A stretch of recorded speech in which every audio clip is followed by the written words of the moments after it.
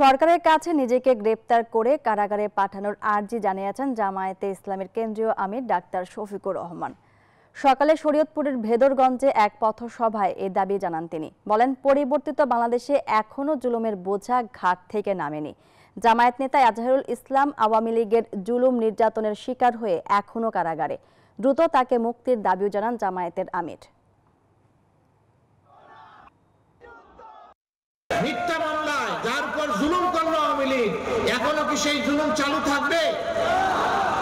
এই জন্য এই দলের একজন ছোট্ট দায়িত্বশীল হিসাবে আমি ঘোষণা করেছি যে আজহার ভাইকে ভিতরে রেখে আমি আর বাইরে থাকতে চাই না। সরকার যেন আমাকে গ্রেফতার করে কারাগারে পাঠানোর ব্যবস্থা করে।